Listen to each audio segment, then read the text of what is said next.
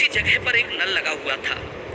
नल का पानी जहाँ गिरता था वहाँ पर एक पत्थर की शिला रखी हुई थी। उस जल से पानी की एक एक बूंद टपक कर हमेशा उस पत्थर के ऊपर गिरती रहती थी। वो पानी की छोटी सी बूंद पत्थर पर गिरकर चारों तरफ बिखर जाती थी और कुछ देर बाद वो हवा और धूप लगने से अतिशीघ्र सूख भी जाती थी। ऐसा रोजाना होता था। एक दिन पत्थर ने हंसते हुए उस बूंद से कहा, अरे ओ मूर्ख, जल की बूंद, तू किस लिए व्यर्थ में मेरे ऊपर रोजाना टपकती रहती है और अपना नाश करती रहती है? तुझे तो पता ही है कि मैं कितना कठोर हूँ। मेरे ऊपर गिरने से तू छिन्न भिन्न हो जाती है और तेरी शक्ति व्यर्थ ही नष्ट होती रहती है।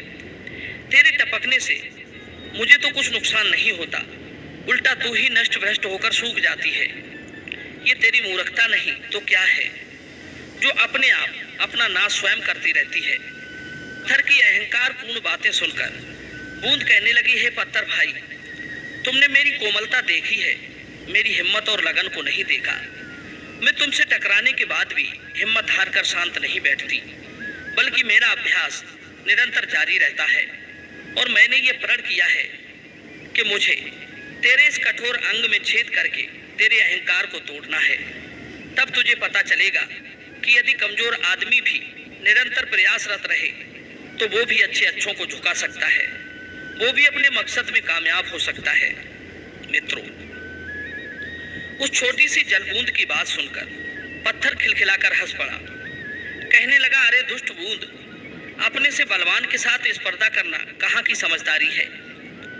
विद्वान लोग कहते हैं, जो मूर्ख अज्ञानता बस या अभिमान पूर्वक अपने से बलवान के साथ लड़ने जाता है या उससे बैर ठानता है, वो दीपक पर पतिंगा की भांति जलकर नष्ट हो जाता है।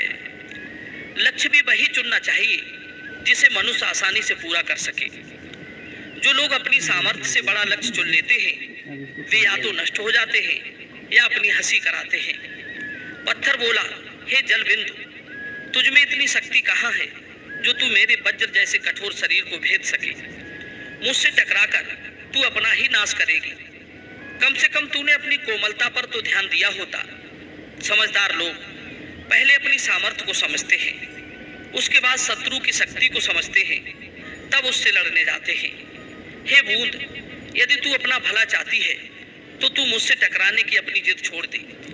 तेरा सोचा हुआ कभी पूरा नहीं होगा। तब बूंद कहती है, हे पत्थर, मुश्किलों से डरकर मैं अपना लक्ष्य नहीं बदल सकती, क्योंकि कहते हैं यदि हम गिरते हैं तो और अधिक अच्छी तरह चलने का रहस्य सीख जाते हैं। जीतने वाला कोई अलग काम नहीं करता, वो हर काम को अलग तरीके से करता है।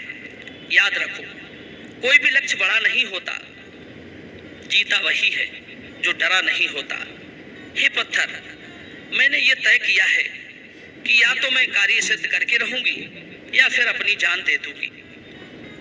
बूंद के मुख से ऐसी बातें सुनकर पत्थर घमंड पूर्वक हंसने लगा और बोला, हे जल बूंद, यदि तुझे मुझसे टकराकर मरना ही है तो मर जा, अब मैं तुझसे कुछ नहीं कहूंगा।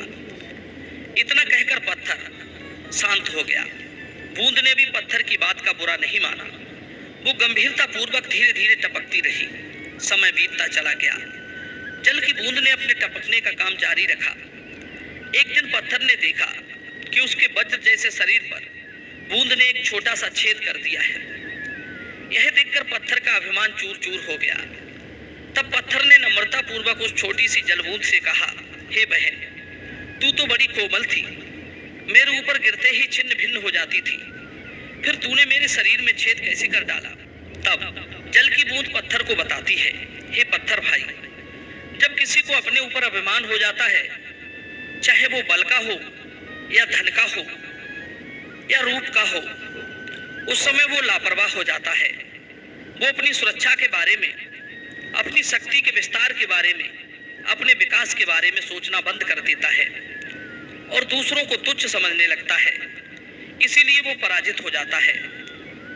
किसी भी कार्य को सिद्ध करने के लिए एकाग्रता और आत्मविश्वास की जरूरत होती है। कहते हैं, जो बिना किसी भय के असफल होने का डर किए बिना एकाग्र होकर काम करता है, वो कठिन से कठिन कार्य में भी सफलता हासिल कर लेता है। समझ चुका था कि सफलता का असली रहस्य क्या है। निरंतर के प्रयास और आत्मविश्वास के बल से कठिन से कठिन कार्य भी सिद्ध हो सकता है। बूंद कहने लगी, हे पत्थर भाई, कभी बड़े होने का, ऊंचे पद पर बैठने का, शक्तिशाली होने का अभिमान मत करना। समय एक दिन हर किसी का आता है।